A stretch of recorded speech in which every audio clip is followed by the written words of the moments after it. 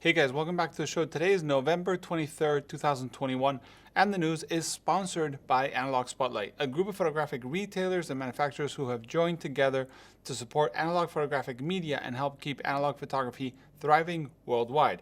We have Cameradactyl, Cosmo Foto, Chroma cameras, Reveni Labs, RealitySoSubtle, Intrepid cameras, Pixl-ltr, Brooklyn film camera, ONDU cameras, standard cameras, 20th century cameras, Pictoriographica, Analogue, Wonderland, Cinestill, large format camera store, Carmencita Film Lab, RH Designs, Ars Imago, and Alvandi cameras. So thanks to them, the news are open for everybody to watch.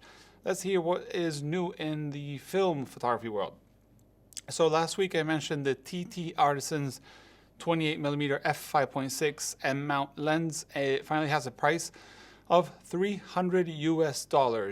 We still don't know any results of how it looks, if it comes with a hood, if they'll make it black, please make it black, and so on. But $300 for a phone, for a lens like that, phone is just, I have my phone here, is actually really, really inexpensive. And we've tested some of the TT Artisans here at work, and they seem to be very well made. We've had the 35 1.4 and the 50 1.4, what I call China luxes, and it's so far been very nice lenses. So I'm excited to test these 28 soon.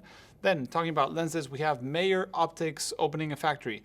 As you all might know, Meyer Optics kind of did some, well, it's the Goretz Meyer Optics stuff. They had a Kickstarter campaign, then went bankrupt, then a lot of people didn't get their lenses, then they were bought out, and now they're building a factory in Hamburg. Supposedly they really want visitors, even though I don't think right now is the best time to be moving around and visiting people. But if you're interested in that, you can go check it out. I'm saying that it's mostly for digital cameras, but I'm sure some of these might be compatible with our loved film cameras. Then we have news from Fuji discontinuing another few films. This comes from Japan directly.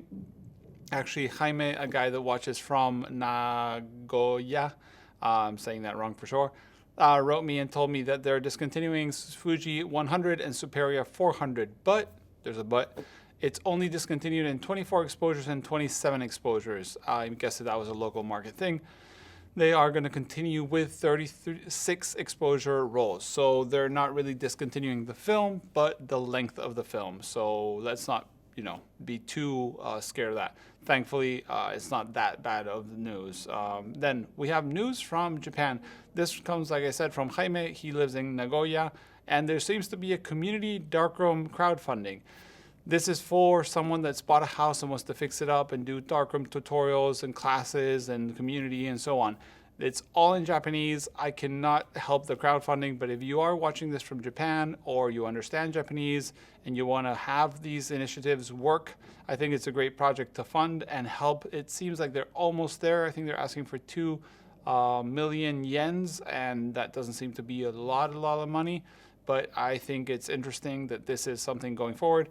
I can't help because I really don't understand the website, but if you do, consider supporting. Let's show them the film community can support, even though we are not in the same place. Then we have finally the Light Lens Lab 50mm Elcan is available. I still haven't found a website that sells them directly as the store or anything like that, but I'll leave a link below to one store I found. There's multiples that do resell it, but yeah, the 50mm Elcan copy from Leica, copied by Light Lens Lab, is available now.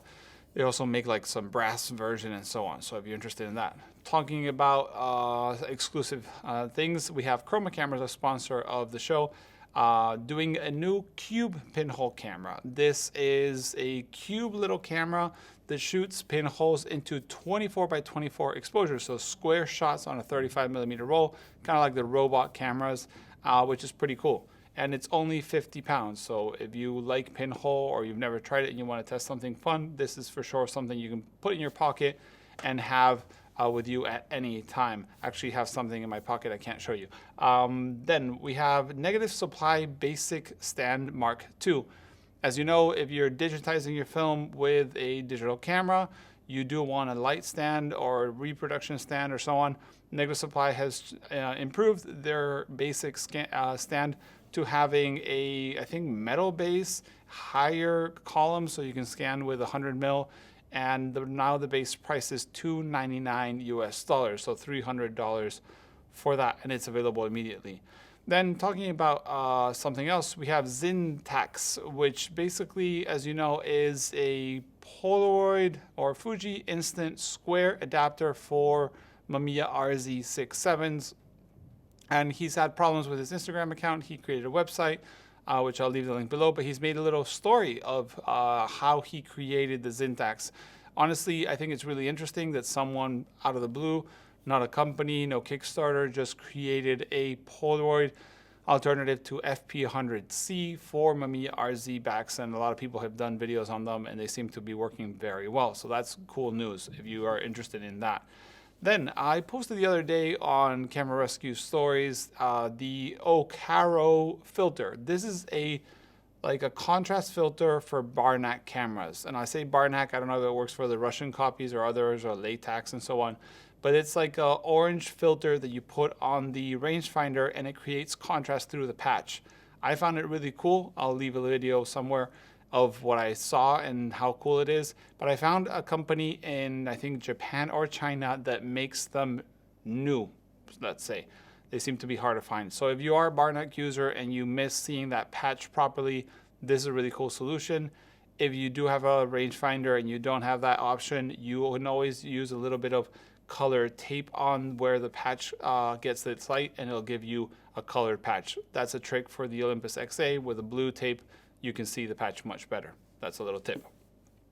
Then talking about peel apart in Polaroid, we have New 55, who has been in the shadows for quite a long time, showing FP100B peel apart. So as you know, FP100C, C stands for color, was discontinued. I have some packs back there. I think you can see them there that I have to get rid of.